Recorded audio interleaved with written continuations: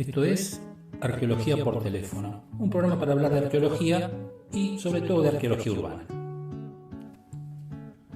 A veces la gente cuando pasa por la calle ve con sorpresa, uy, apareció algo abajo de los adoquines, abajo del asfalto, etc.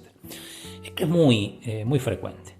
O sea, quien haya vivido en ciudades, cualquier ciudad, no es necesario que sea Buenos Aires, o la Ciudad de México, o Santiago de Chile, o Rosario. No.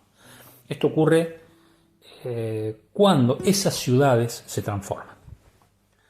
La municipalidad, mediante las obras públicas, los constructores de edificios con sus topadoras, los mismos vecinos cuando reforman su casa y abren cimientos, a veces alteran los estratos del suelo y surgen algunos elementos que no deberían estar ahí. El sentido común dice, esto no tendría que estar acá si esta es mi casa, este es mi barrio, esta es mi calle, o esto yo lo compré, este terreno lo compré y no había nada.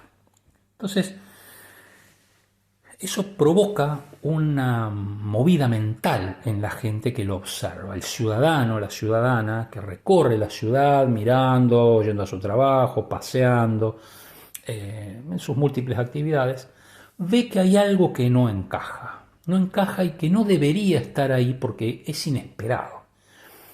Ahí se provoca una especie de shock. La gente dice, mirá lo que hay, miren lo que había. ¿Quién se iba a pensar que? Son frases muy comunes cuando aparecen ciertos objetos, como paredes de ruinas, como concentraciones de materiales, como algunos elementos ferroviarios o tranviarios. Entonces empiezan a aparecer toda una serie de opiniones sobre esos restos que la transformación de la ciudad descubre. Entonces empiezan ahí todo un fervor. Para mí habría que... Y bueno, ahí aparecen un montón de soluciones, porque se plantea también como un problema. ¿Por qué un problema? Porque hay un pasado que aflora y que la gente desea guardar. No puede ser que se pierda. Estuvo tanto tiempo enterrado y un edificio va a destruir esto que estuvo tanto tiempo hasta el día de hoy, guardado, enterrado bajo tierra. Ese problema, ¿qué hacemos con este pasado? Es desolador en algunas cuestiones, porque hay contratos, hay leyes, hay decretos, hay licitaciones públicas, hay licitaciones privadas, hay concursos de precios, presupuestaciones, cronogramas, que implican que esto no se puede detener. No, mirá, por unos ladrillos antiguos no vamos a parar la obra.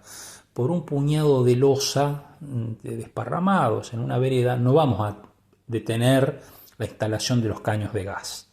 Es más importante los tendidos de internet, telefónicos, de agua, que estos tristes elementos que aparecen ahí en la vereda.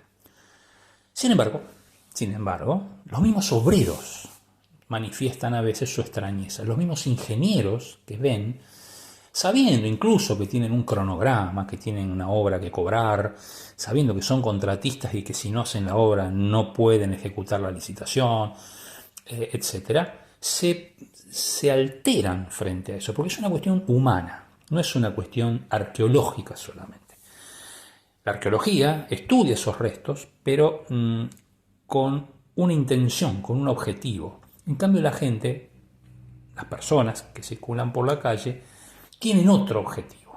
Tienen el objetivo de conservar eso, porque su destrucción es penosa, causa un daño de alguna manera espiritual, digamos. O sea, ¿cómo puede ser que esto no se conserve?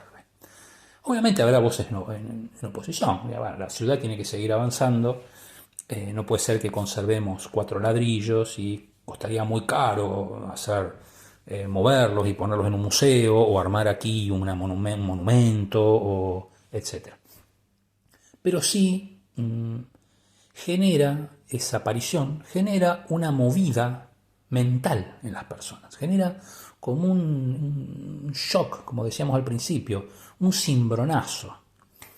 Sin ser tan dramáticos, esto implica que hay una mirada sobre el pasado, hay una conciencia de que la ciudad tiene una historia y que esa historia es de todos. Entonces lo que está vibrando en la gente en ese momento, obviamente hemos dicho con excepciones, lo que está vibrando en ese momento es la historia de todos.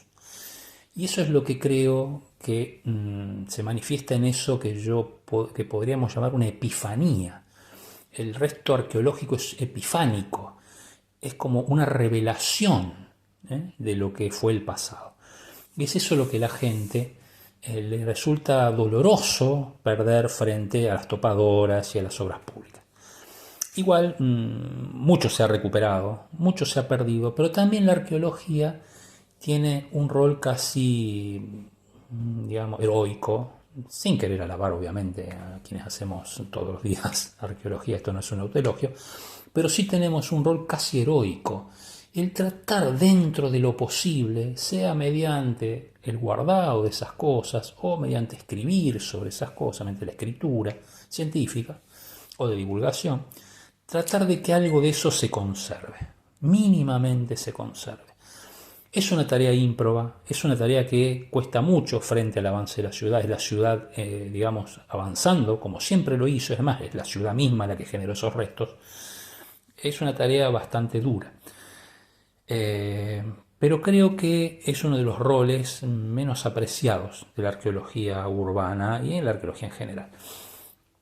El hecho de poder conservar esos restos, de los cuales los mismos que generaron esos trozos de losa, esos vestigios, esas ruinas, se hubieran asombrado. Yo creo que se hubieran asombrado. ¿Por qué guardan estas cosas? ¿Por qué si las tiré ayer?